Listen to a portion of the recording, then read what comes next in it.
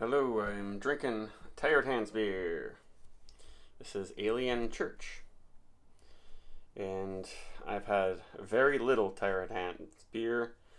I think only one can ever. And it was like a fruit version of a double IPA. I think a version of Punch. Which they had Punch at the store today, but I decided to get this Alien Church. It's 7% alcohol. It is hopped with Columbus, Cascade, and right down the line.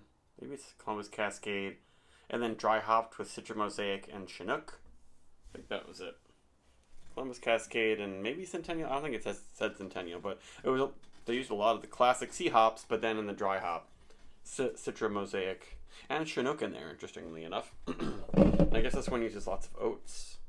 This is the batch from October 12th, so that means this is 15 days in the can. I'm expecting to like it. A lot of people are big Tired Hands fans. They're from Pennsylvania, and their stuff very rarely gets shipped up here. But it seems like it's going to get shipped up here more often now. So there you go. It's got all these weird skull glasses, I guess. And it's not ultra murky. Like, you can sort of see through the bottom of this. Not quite. But it's a nice golden color. Nice big head, soapy bubbles. And the bubbles aren't popping so fast. So this is like very rich. That might last a while. But yeah, when I hold it up to the light, I can easily see my finger through there. Ooh, that's different. That is very different. I feel like the yeast strain is really bringing a lot of creamy vanilla and slight banana, almost Hefeweizen-like. But then we have these classic dank, resinous, piney hops. And the Citra Mosaic kind of pulling it all together like a cotton candy bubblegum sort of thing. Yeah, that's like a little reminiscent of Treehouse, at least the Treehouse style, where you have like a really interesting, almost Hefeweizen-like yeast, and it's like a nuttiness, kind of. Maybe it's bringing out some nuttiness from the oats. Maybe the oats are bringing some of this vanilla sort of nutty stuff. It smells really good. But it is not all cake and candy Citra Mosaic. It's an interesting, complex beer.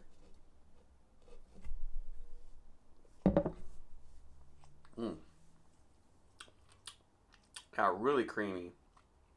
But it has some bitterness and has some earthy, spicy bite to it. But then the feel is really creamy. Like this head is just nuts. I got the can maybe a little bit too cold.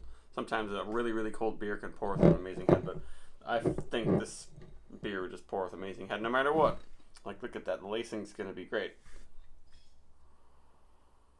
But I like the combination of this sweet, creamy sort of stuff, sweet, yeasty esters, but then bitter, dank, piney. Like, it's old-fashioned pininess in there, and grapefruit.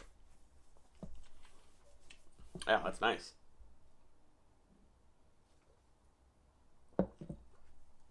And a pretty big mouthfeel, even though it's not a super hazy Merc bomb. It's got lots of body to it, very soft. Maybe there's some sediment at the bottom, but good amount of bitterness. Like, it's like alchemist level bitterness, honestly.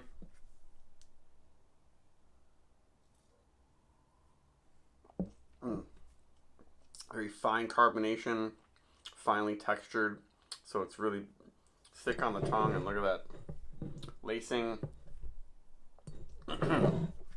Very impressive, and it's very different. Yeah, this is not just your sweet tropical cake and candy, fruity, juicy IPA. This pack is much bitterness and like boiled hop bitterness. It's not just, like extremely dry hopped hop oil type thing. Drying out your tongue. It's West Coast old fashioned type bitterness. And this head is just amazing.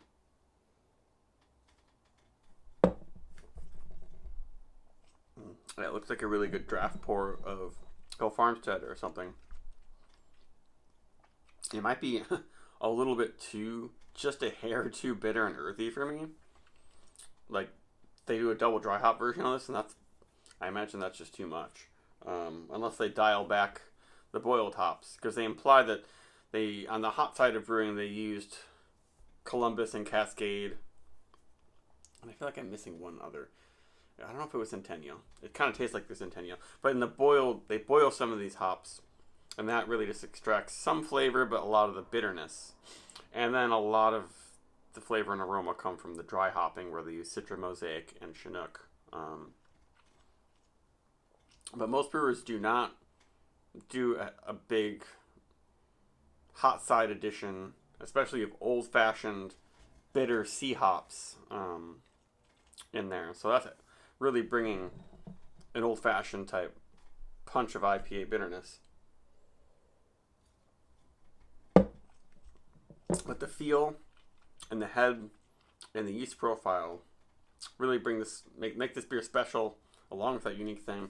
I kind of wish they would tone it down, because I'm not really getting a lot of super bright fruity citrus stuff. It's just dank, not oniony, but herbal, honey.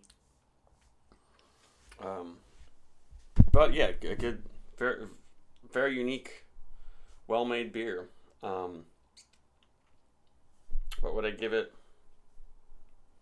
Probably after the course of drinking this, I'll kind of get used to the bitterness, and maybe add a month, maybe I'd like the beer a little bit more if it was like the bitterness subsided, but it probably won't. It probably won't change much. So I'll give this a 4.35. Yeah, that's good. Bye.